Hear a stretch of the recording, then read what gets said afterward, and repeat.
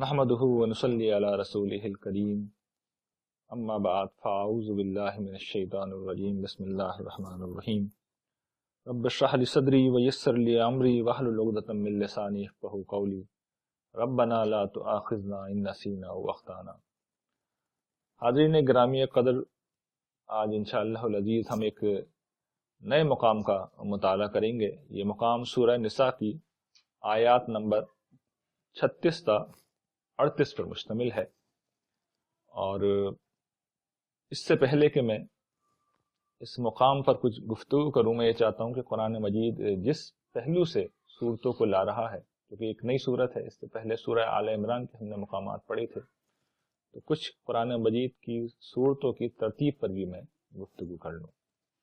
دیکھیے، قرآن مجید کا یہ طریقہ ہے کہ وہ صورتوں کو جوڑا جوڑا کر کے لاتا ہے، اور میں نے یہ بیان کیا تھا کہ جس طرح اللہ تعالیٰ ساری کائنات کی تخلیق میں یہ طریقہ اختیار کیے ہوئے ہیں کہ وہ چیزوں کو، اشیاء کو جوڑوں کی شکل میں پیدا کرتے ہیں، اور اس کی ایک مثال ہم نے یہ دی تھی کہ مرد اور عورت کا جوڑا، یہ اس کی سب سے بڑی مثال ہے۔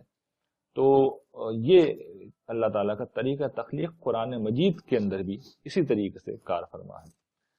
دوسرا، قرآن مجید کے فہم کے حوالے سے یہ سمجھ لیجئے کہ قرآن مجید کو جس طرح منظم کیا ہے اللہ تعالیٰ کے حکم پر رسول اللہ صلی اللہ علیہ وسلم نے، اس میں یہ اہتمام کیا گیا ہے کہ تمام صورتیں ایک باب کی شکل میں منظم ہوتی ہیں۔ باب کا مطلب یہ ہے کہ قرآن مجید کی کچھ صورتوں کا ایک گروپ ہوتا ہے، ایک مجموعہ ہوتا ہے کہ جس میں اللہ تعالیٰ ایک پوری بات بیان کر رہے ہوتے ہیں۔ تو یہ گویا کہ سمجھیے کہ ایک پہلا باب قرآن مجید کا ہمارے سامنے ہے، جو سورہ فاتحہ سے شروع ہوتا ہے اور پھر سورہ مائدہ تک جاتا ہے۔ اس میں 5 صورتیں ہیں، اور اس کا آغاز سورہ فاتحہ سے ہوتا ہے۔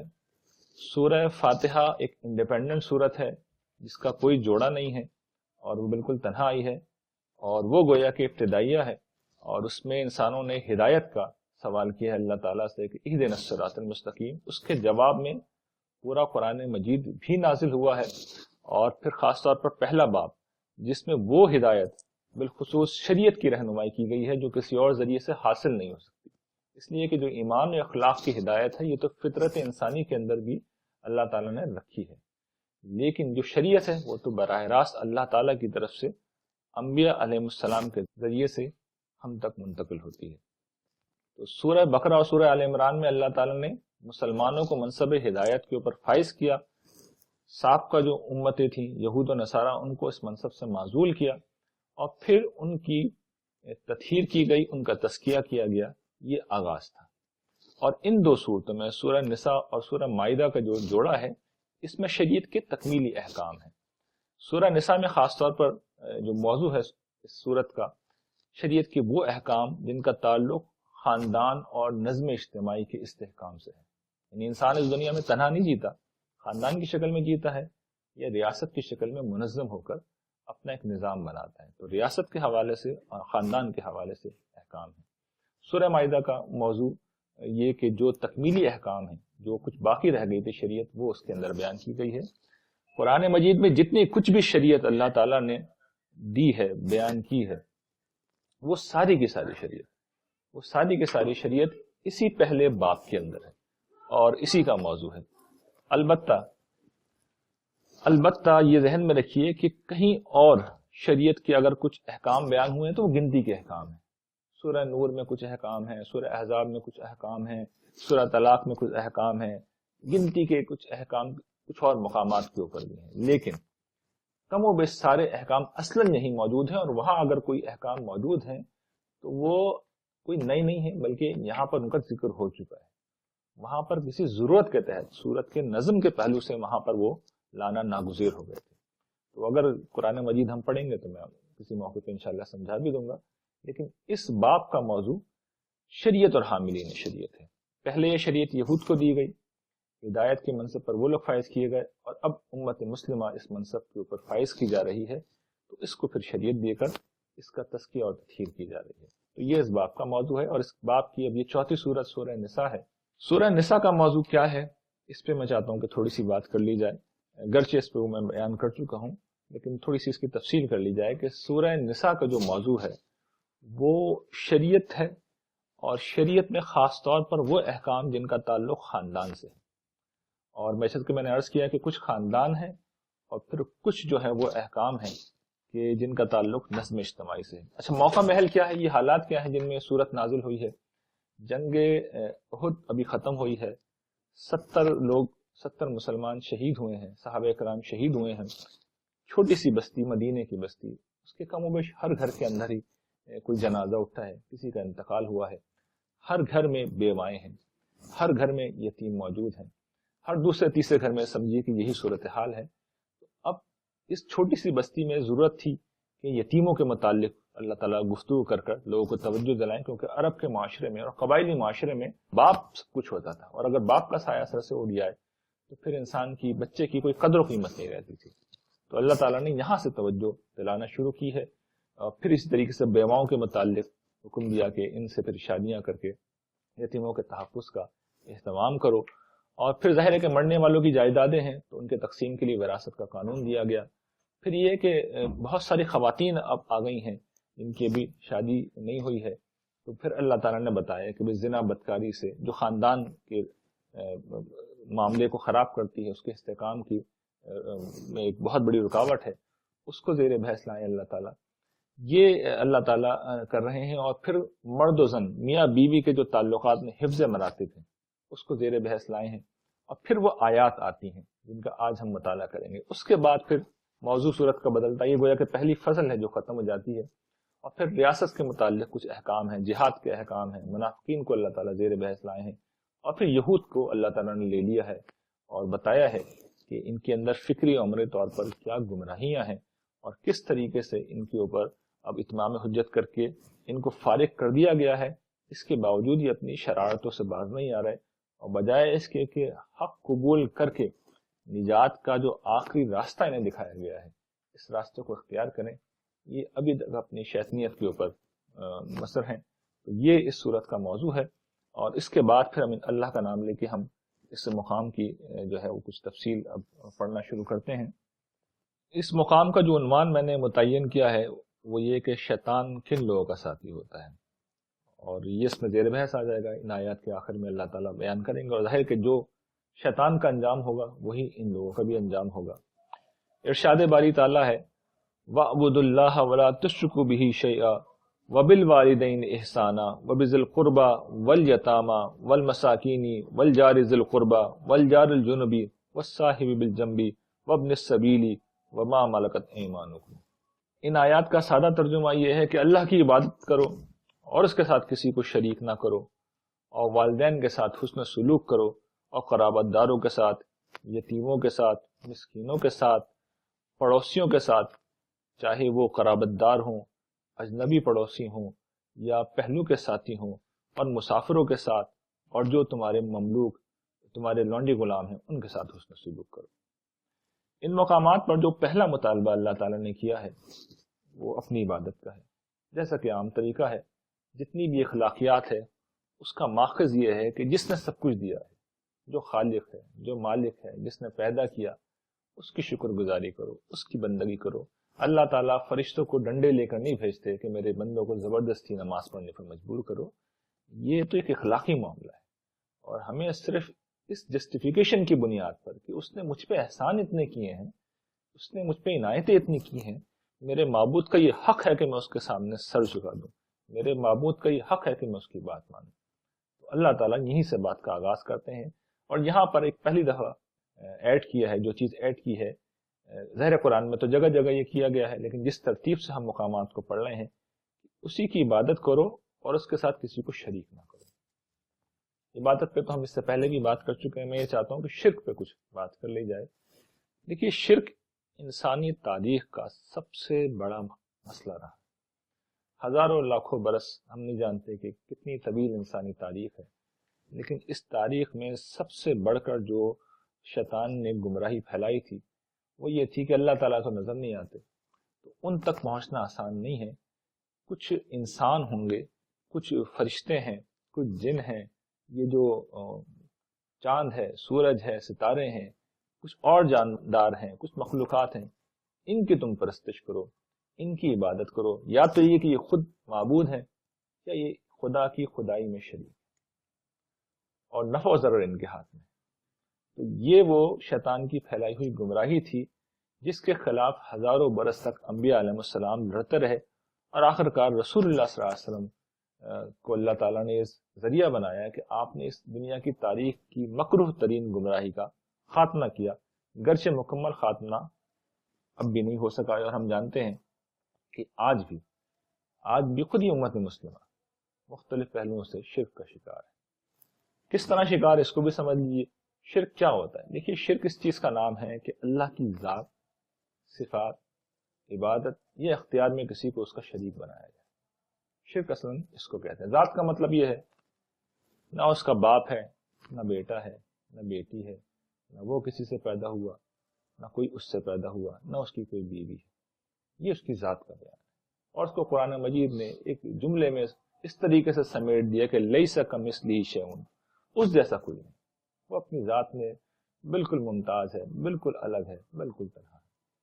لیکن دوسری چیز جس میں لوگ شریک کرتے رہے ہیں، اور ہمارے یہاں خاص طور پر یہ ایک بڑا مسئلہ بن گیا، وہ صفات میں شرک.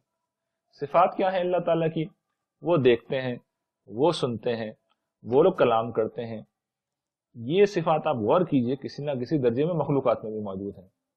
مخلوق بھی بولتی ہے، مخلوق بھی سنتی ہے، اور مخلوق بھی بہت سارے ایسے معاملات کرتی ہے جو اللہ تعالیٰ کی صفات کے طور پر بیان ہوئے ہیں.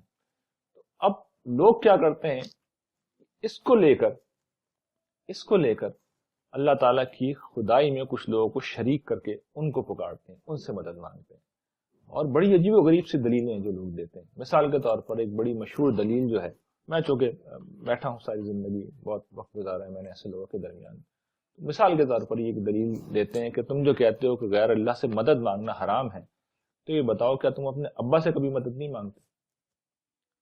کیا تم نے اپنے باس سے کبھی کچھ نہیں مانگا؟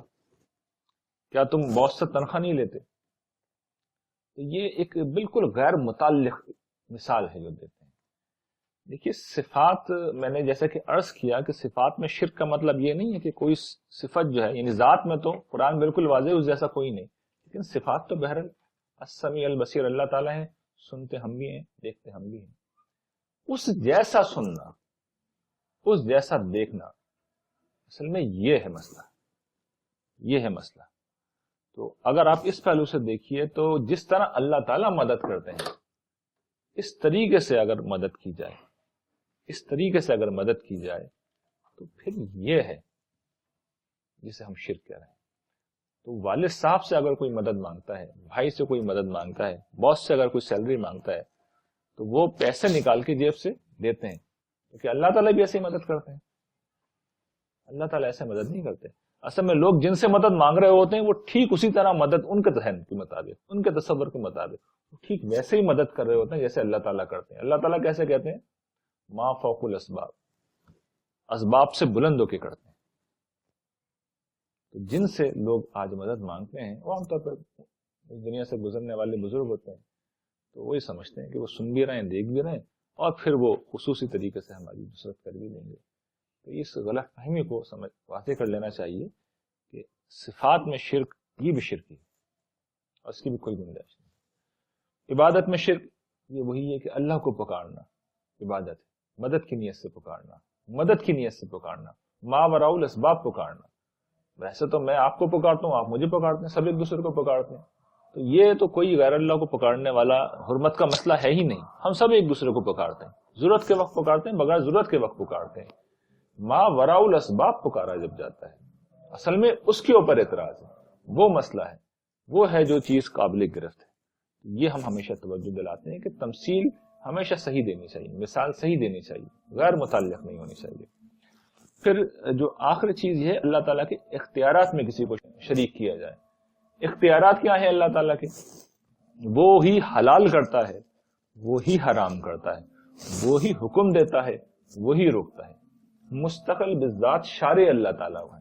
اس کے بعد جو ان آیات میں اگلا حکم بیان کیا گیا ہے، اب ہمیشہ کی طرح ادھر اللہ تعالیٰ کا نام اور پھر فوراً ہی والدین، وبالوالدین احسانا، والدین کے ساتھ حسن سلوک کرو. حسن سلوک کا جو حکم ہے اس میں آغاز والدین سے کیا گیا ہے، اور حسن سلوک کے متعلق یہ سمجھ لیجئے میں توجہ دلاتا ہوں کہ یہ ادائے حقوق سے شروع ہوتا ہے، یعنی یوں نہیں ہو سکتا کہ آپ حقوق تو ادا نہیں کر رہے. حقوق کا مطلب یہ ہے کہ جو چیز ذمہ داری عائد ہوتی ہے اور اس سے آگے بڑھ کے آپ کبھی موقع بے موقع کوئی بھلائی کر دیں، یہ حسن سلوک نہیں ہوتا. حسن سلوک کا مطلب یہ ہوتا ہے کہ جو ذمہ داریاں عائد ہوتی ہیں والدین کے حوالے سے یا کسی کے بھی حوالے سے، شروع وہیں سے ہونا چاہیے. احسان کا مطلب یہ ہے کہ جب بھی حقوق ادا کرو تو اچھے طریقے سے کرو، کوالٹی میں بھی کوانٹٹی میں بھی. یعنی والدین کی اگر بات مانیں تو اچھی طرح مانیں، خدمت کریں تو اچھی طرح کریں اور زیادہ کریں، جتنی ذمہ داری ہے اس سے بھی بڑھ کے کریں. یہ حسن سلوک کا مطلب ہے. اچھا، اس میں دوسری چیز یہ کہ بار بار اللہ تعالیٰ آپ دیکھیں گے توجہ کیوں دلا رہے ہیں؟ اس لیے کہ اخلاقی چیزیں آدمی بھول جاتا ہے. اور یہ دیکھیے نماز روزے کی طرح یہ روٹین میں نہیں آتی، یہ تو ایز نیڈڈ اس جب مطالبہ سامنے ہوتا ہے یا کوئی ایسا شخص سامنے ہوتا ہے جس کو ضرورت ہو. والدین کو بھی تو ہر وقت ضرورت نہیں ہوتی نا، تو جب ضرورت ہوتی ہے تب یہ مطالبہ سامنے ہوتا ہے تو یہ ذہن سے نکل جاتا ہے، توجہ نہیں رہتی. اللہ تعالیٰ بار بار پھر ان چیزوں کو دہراتے ہیں اور والدین سے ہمیشہ شروع کرتے ہیں، اس لیے کہ سب سے زیادہ مقدم حق ان کا ہے. اور مسئلہ یہ ہے کہ والدین کی جتنی بھی خدمات ہیں، ان کی جتنی بھی قربانیاں ہیں، وہ ماضی کی داستان ہے. والدین جو کچھ بھی کرتے ہیں اور بہت کچھ کرتے ہیں اور اہم ترین چیزیں کرتے ہیں، مجھے اور آپ کو پیدا کرتے ہیں، پروان چڑھاتے ہیں. ماں تو پیدا کرنے سے پہلے بھی جناب بوجھ اٹھاتی ہے 9 مہینے تک، انتہائی مشقت کے ساتھ پھر وہ پیدائش ہوتی ہے. پھر اس کے بعد وہ دودھ پلاتی ہے، ایک بے جان لوتھڑے کی، یعنی ہر طرح سے وہ اس کے لیے حفاظت و نگہداشت اور اس کی ضروریات کی فراہمی کے لیے اپنا سب کچھ لگا دیتے ہیں. لیکن یہ ماضی کی داستان ہے. جس وقت ہم جوان ہوتے ہیں یا ہم مڈل ایج میں پہنچتے ہیں، کمانے والے بنتے ہیں، تو والدین تو بوجھ بن چکے ہوتے ہیں. تو یہ جو بوجھ ہے، یہ بوجھ ہے، اللہ تعالیٰ اسی بوجھ کے بارے میں کہہ رہے ہیں کہ اس کو اچھے طریقے سے اٹھاؤ، اس کو اچھے طریقے سے اٹھاؤ. اس لیے کہ بہت جلد یہ بوجھ تم پہ سے اتار لیا جائے. جو پانا ہے اس وقت پانا. ایک دفعہ یہ دروازہ بند ہو گیا، یہ جنت کا دروازہ ہے، ایک دفعہ بند ہو گیا پھر نہیں کھلے گا. تو جتنی قدر کرنی ہے وہ کر لو. یہ اللہ تعالیٰ بار بار ہمیں سکھا رہے ہیں. اور توجہ رسول اللہ صلی اللہ علیہ وسلم نے دلائی ہے کہ ماں کا حق جو ہے وہ 3 گنا زیادہ ہوتا ہے. اور ماں عام طور پر خواتین کی عمر زیادہ بھی ہوتی ہے، تو بارہا ایسا ہوتا ہے کہ مائیں ہی ساتھ موجود ہوتی ہیں. تو یہ بھی پھر ہمیں خیال کرنا چاہیے کہ اپنی ماؤں کا اور اپنے باپ کا، دونوں کا بہت خیال رکھیں. پھر جو اگلا حکم ہے وہ قرابت دار ہیں. قرابت دار بھائی بہنوں سے پیدا ہونے والے رشتے. اور ان رشتوں میں مسئلہ یہ ہوتا ہے کہ یہ ہمیشہ اپنے ذوق کے نہیں ہوتے، طبیعتوں کا بڑا اختلاف ہوتا ہے. دوست تو ہم بناتے ہیں اپنی پسند سے بناتے ہیں، بھائی بہن تو اپنی پسند سے نہیں بناتے، وہ تو اپنے اپنے مزاج کے ہوتے ہیں. اس کے باوجود ان کے ساتھ رہنا پڑتا ہے. پھر ساتھ رہنے والوں میں اونچ نیچ ہو جاتی ہے، پھر ان کے بچے بڑے ہوتے ہیں، مفادات بھی الگ الگ ہو جاتے ہیں. ان سب چیزوں کی بنا پر کچھ اختلافات بھی پیدا ہو سکتے ہیں. تو اللہ تعالیٰ ان ساری چیزوں کو ذہن میں رکھ کر کہتے ہیں کہ بھئی سب کے باوجود آپ نے ان کے ساتھ ادائے حقوق کا معاملہ بھی کرنا ہے، اچھی طرح کرنا ہے، اور ان کے ساتھ بہت اچھی طرح، چاہے وہ مالی مدد ہو، عملی مدد ہو، زبانی مدد ہو، جس پہلو سے بھی آپ بھلائی کر سکتے ہیں آپ کریں. یتیم و مسکین، ان کا بھی ذکر پہلے ہو چکا. یہ محروم طبقات. محروم طبقات سب سے پہلے انہیں دیکھنا چاہیے کہ اپنے قریبی عزیزوں میں تو کوئی نہیں، ان سے تو دوہرا ہمارا یہ تعلق ہوگا کہ قرابت دار بھی ہیں، یتیم بھی ہیں، مسکین ہیں، تو ان کو اپنی توجہ کا مرکز بنانا چاہیے. اور اگر ایسا نہیں ہے تو پھر ایک اصول سمجھ لیجیے کہ رشتہ داروں کے ساتھ ان کا ذکر کر کے اللہ تعالیٰ نے یہ بتا دیا ہے، اور ہر جگہ رشتہ داروں کے ساتھ ہی ان کا ذکر کرتے ہیں اللہ تعالیٰ. تو رشتہ داروں کے ساتھ ان کا ذکر کر کے اللہ تعالیٰ نے یہ بتا دیا ہے کہ یہ پورے معاشرے کے رشتہ دار ہیں، یہ سب کے رشتہ دار، سب کو ان کا خیال کرنا چاہیے، سب کو ان کی مدد کرنی چاہیے. اور لوگ جب یہ نہیں کرتے تو پھر یہی لوگ بڑے ہوتے ہیں، یہی کرمنل بنتے ہیں، یہی پھر گینگسٹر بنتے ہیں، اور یہ اپنا بدلہ خود لے لیتے. اس معاشرے میں یہ تمام نہیں ہوتا تو آخرت کی کوئی ضرورت نہیں ہوتی سزا دینے کے لیے، دنیا ہی پھر اللہ تعالیٰ بارہا سزا بنا دیتے ہیں، اور پھر وہ پورے معاشرے میں ہوتا ہے. کسی بے گناہ کے سر بھی پڑ سکتا ہے وہ. لیکن ہوتا کیا ہے کہ جب ہم مسکینوں کا خیال نہیں کرتے، صرف اپنے بارے میں سوچتے رہتے ہیں، تو پھر یہی لوگ گینگسٹر بن جاتے ہیں، پھر ہم شور مچاتے ہیں. لیکن یہ گینگسٹر کیوں بنے؟ زیادہ تر لوگ اسی وجہ سے بنتے ہیں، غربت کے ہاتھوں، حالات کے ستائے ہوئے لوگ ہوتے ہیں. تو یہ ہمیں سمجھ لینا چاہیے. پھر جو اگلی چیز ان آیات میں بیان کی گئی وہ پڑوسی ہیں.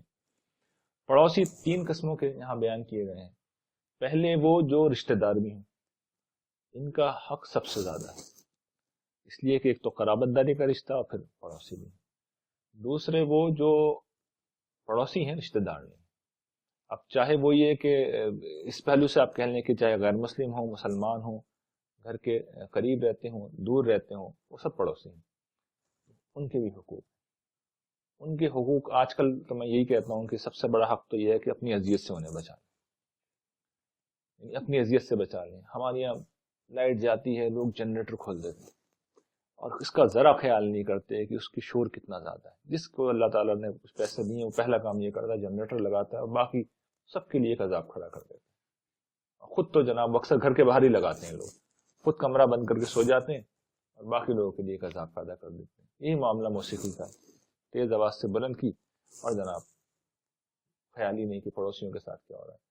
میں کہتا ہوں حسن سلوک تو چھوڑ دیجئے، اس وقت تو مسلمان جو ادائے حقوق ہیں، اور سب سے بڑا حق یہ ہے کہ اپنی آپ کی اذیت سے، ایزا رسانی سے لوگوں کو بچائیں. یہی اس دور کے پڑوسی کر لیں تو بڑی ان کی مہربانی ہوگی.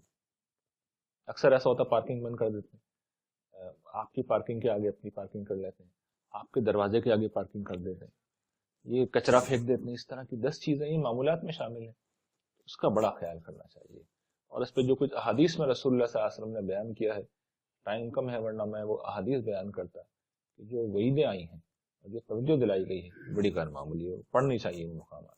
ہم نے اپنی کتاب قرآن کے مطلوب انسان جو جمع کی ہیں. پھر جو لوگ کسی وقت ہمارے پڑوسی عارضی طور پہ بن جائیں، پہلو کے ساتھ ہی، یعنی سفر کے دوران وہ ہمارے ساتھ آ کے بیٹھ جائیں، کسی مجلس میں کسی نشست میں ہمارے ساتھ ہوں یا کسی اور وقت، ان سب کا بھی حق بن جاتا ہے. ان کے ساتھ بھی بھلائی، ان کے ساتھ بھی حسن سلوک، ان کو بھی کسی کی طرح سے بھی ایذا نہ پہنچائیں، ان کا بھی خیال کریں.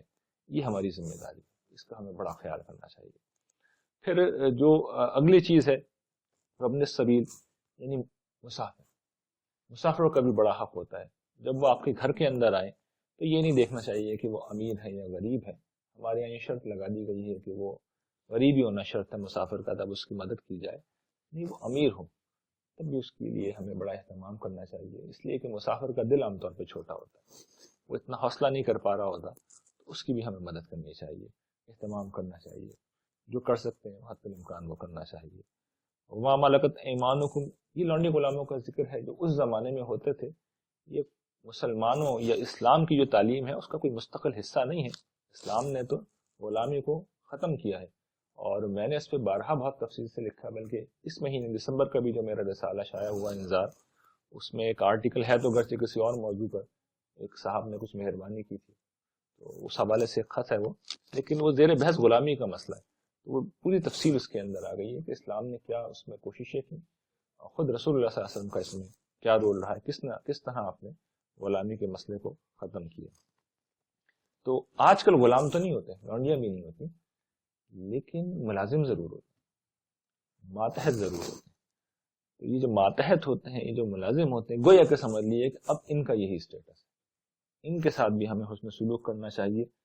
گرچہ اس وقت تو صورتحال یہ ہے کہ وقت پہ کوئی تنخواہ دے دے، جو آجر ہے، بزنس مین ہے، وقت پہ تنخواہ دے دے تو اس کی بہت مہربانی ہے. شاذ ہی کوئی دیتا ہے، کوئی نہیں دیتا. اور جو سلوک کرتے ہیں اپنے ملازمین کے ساتھ، خیر اس پہ کیا کہ ہم کسی ایسے شخص سے بات کرتے ہیں تو وہ کہتے ہیں کہ پھر ملازمین ہمارے ساتھ جو سلوک کرتے ہیں وہ ناقابل بیان ہے. تو دونوں طرح لوگوں کو خیال کرنا چاہیے، دونوں پہلو ہوتے ہیں.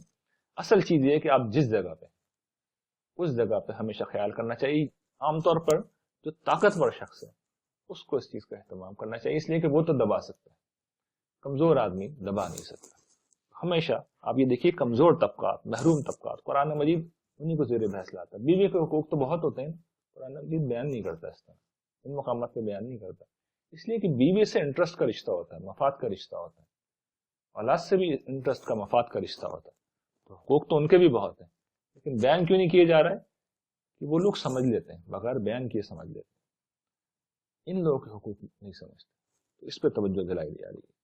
اب اس کے بعد آخری آیت میں اب اللہ تعالیٰ کچھ منفی خصوصیات کو بیان کر رہے ہیں کہ ان اللہ لا یحب من کانا مختالا فخورا. اللہ تعالیٰ کسی ایسے شخص کو پسند نہیں کرتے جو اترانے والا ہو اور فخر کرنے والا ہو، بڑائی جتلانے والا ہو. یہ اب جو منفی خصوصیات شروع ہو رہی ہیں اس میں سمجھ لیجیے کہ یہ اپنی ذات میں بھی برائی ہیں، یہ اپنی ذات میں بھی برائی ہیں. کسی شخص میں ساری پائی جا رہی ہو، ایک ایک پائی جا رہی ہو، سب برائی ہیں. لیکن یہاں جس پہلو سے ذکر کیا جا رہا ہے کہ یہ بالعموم یہ خصوصیات اس حسن سلوک سے روک دیتی ہیں جس کا پیچھے ذکر ہوا ہے. اس لیے نظم کے پہلو سے یہ بات واضح ہے. اب سمجھ لیجیے ایک ایک کر کے وہ کیا خصوصیات بیان ہو رہی ہیں. پہلی چیز یہ ہے کہ مختال، اس کا سادہ مطلب یہ ہے کہ اترانے والے، شیخی خورے، بڑائی جتلانے والے. یہ عام طور پہ کون لوگ ہوتے ہیں؟ فخوری ہیں، یعنی متکبر ہی ہیں، فخر کرنے والے لوگ ہی ہیں. لیکن ایک باریک سا فرق ہوتا ہے، یہ جو اترانے والے ہوتے ہیں یہ عام طور پر یہ شیخیاں کر رہے ہوتے ہیں، یعنی بڑائی جتلا رہے ہوتے ہیں. ان کے پاس وہ سب کچھ ہوتا نہیں ہے. یہ زیادہ تر آپ نے اگر دیکھے ہوں نودولتیے جو ہوتے ہیں جن کے پاس اچانک پیسہ آ گیا ہو تو انہیں جب یہ بتانا ہوتا ہے کہ میرے پاس بہت سارے پیسے ہیں تو وہ مختلف کبھی اپنے کپڑوں کے بارے میں بتاتے ہیں کہ جی برانڈڈ کپڑے ہیں، کبھی یہ بتاتے ہیں کہ وہ فلاں جگہ پہ کھانا کھاتے ہیں. یہ ساری چیزیں کیا ہیں؟ یہ اس چیز کا بیان ہے کہ جی میرے پاس بہت سارے پیسے ہیں، میں پیسے والا ہوں. تو یہ چیز بری ہے، بڑی معیوب چیز ہے اخلاقی طور پر. اور پھر یہ کہ وہ شخص اپنی ذات میں ہی متکبر ہو. متکبر وہ آدمی ہوتا ہے جس کے پاس بہرحال کوئی نہ کوئی صلاحیت ہوتی بھی ہے، خصوصیت ہوتی بھی ہے. ہو سکتا ہے کہ وہ نسلوں سے دولت مند ہو اور اس کے بعد وہ اپنے آپ کو بڑا سمجھ رہا ہے، گھمنڈ میں مبتلا ہو گیا ہے.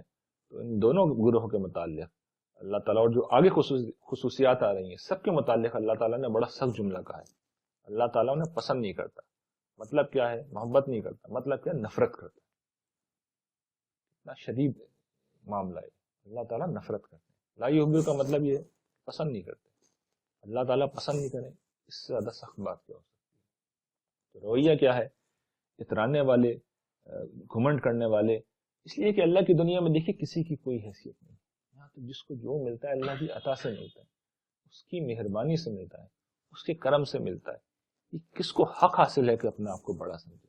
کس کو حق حاصل ہے کہ اپنے آپ کو حسین، خوبصورت، طاقتور، با کمال، با جمال اور با صلاحیت سمجھے؟ آدمی کو ہر حال میں اس احساس میں جینا چاہیے کہ یہ میرے رب کی عطا ہے، یہ میرا علم نہیں ہے، میری صلاحیت نہیں ہے. وہ جب چاہے چھین لے، جب چاہے مجھے سڑک کے اوپر کھڑا کر دے، جب چاہے مجھے بے وقت کر دے. تو انسان کو اس احساس میں زندہ رہنا چاہیے.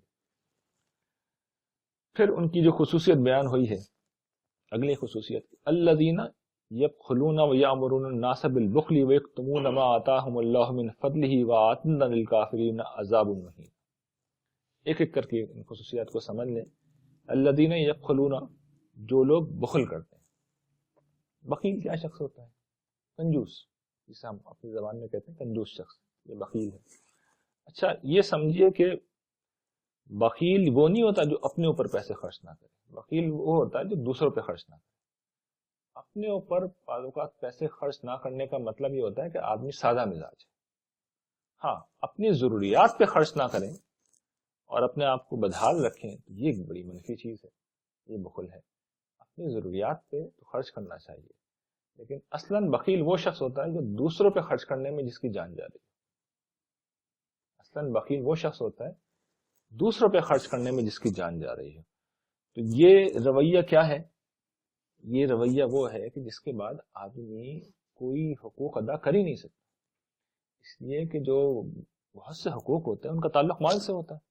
آپ نے یہ دیکھا ہے کہ اللہ تعالیٰ نے بعض مقامات پر حسن سلوک کا ذکر کیا ہے اور بعض مقامات پر ہم دیکھیں گے اور دیکھا بھی ہے کہ مال خرچ کرنے کا ذکر کیا ہے. سب سے بڑا حسن سلوک اصل میں مال سے ہوتا ہے، مال سے ہوتا ہے.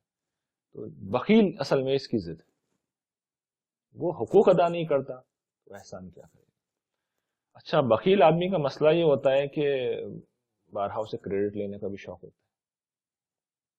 یعنی کریڈٹ لینا ہے کہ وہ ہے تو مطلب بڑے دل کا، اس لیے کہ برائی ہے نا، اخلاقی برائی ہے.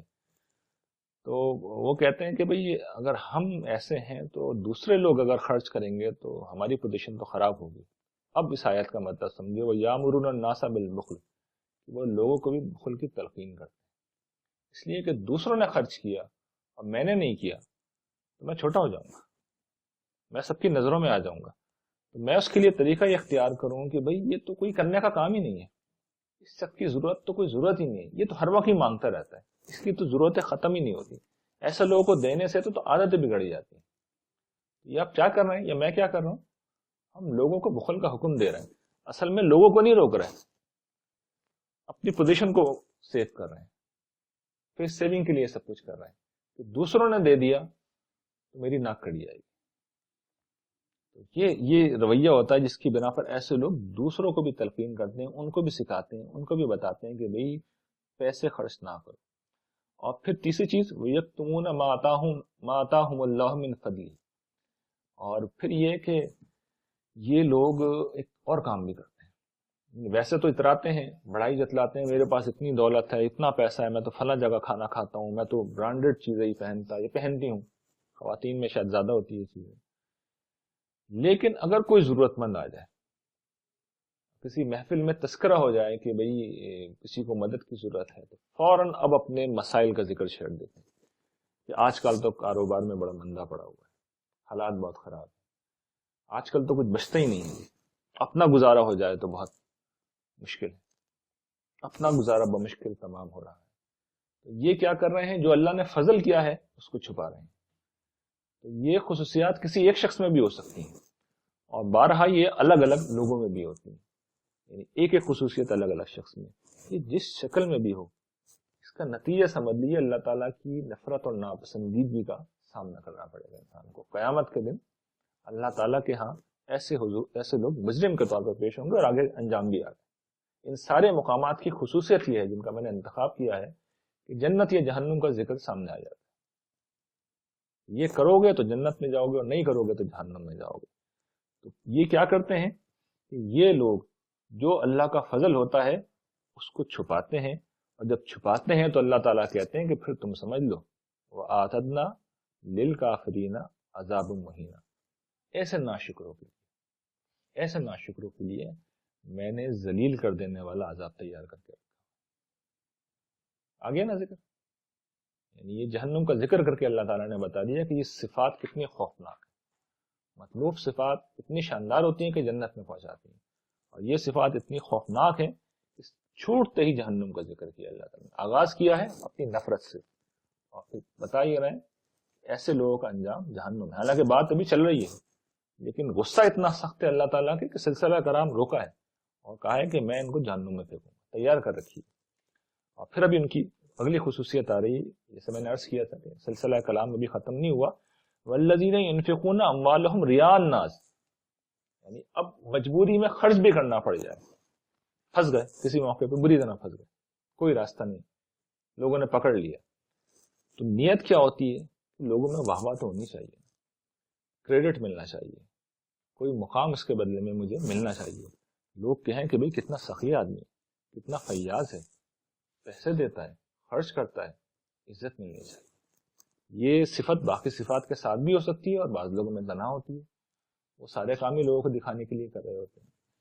تو یہ کسی بھی پہلو سے بدترین خصوصیت ہے، بجائے اس کے کہ اللہ کی رضا کے لیے کریں، لوگوں کو دکھانے کے لیے کر رہے ہیں۔